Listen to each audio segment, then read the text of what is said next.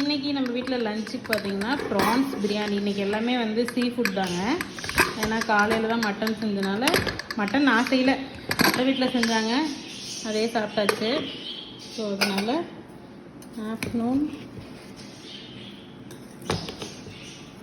Prawns biryani.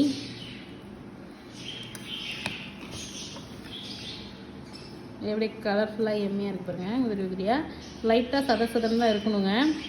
அதை அப்போ லாஸ்ட்டாக வந்து இஞ்சிக்கும் இப்படியே வச்சுட்டோம்னா ஒரு 5 மினிட்ஸ்க்கு அப்புறம் நம்ம ஹாட் பாக்ஸ் மாற்றிடலாம்.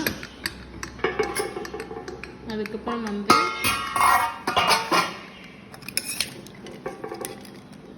நண்டு மிளகு பிரட்டல்,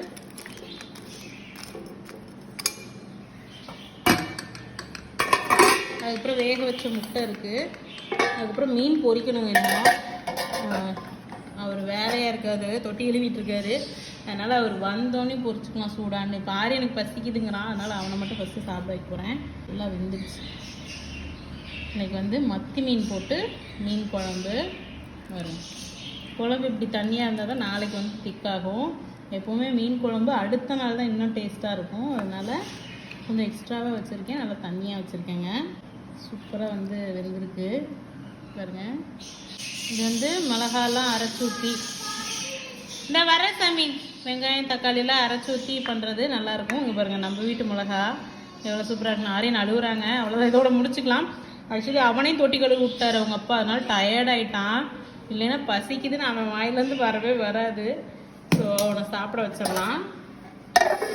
ஓகே கைஸ், பாய். நீங்கள் எல்லோரும் லஞ்சுக்கு என்ன பண்ணீங்கன்னு சொல்லுங்கள். நான் வந்து இன்னும் ஃப்ரை பண்ணணும், ஃபிஷ் ஃப்ரை வந்து பண்ணணும். அது வந்து பாறை மீன் வாங்கிட்டு வந்துருவோம், மசாலா போட்டு வச்சுருக்கேன், அப்புறமே ஃப்ரை பண்ணோம். அவ்வளோதாங்க. ஆரியனுக்கு சாப்பாடு ஊட்டி முடிக்கவே 4 மணிக்கிட்ட ஆயிடுச்சு. 2 மணி இல்லை 1:30 மணிக்கு ஆரம்பித்தோம்னா 3:30 ஆக்கிடுவான். இன்றைக்கி 2 மணிக்கு தான் ஆரம்பித்தோம், 4 மணி ஆயிடுச்சுங்க.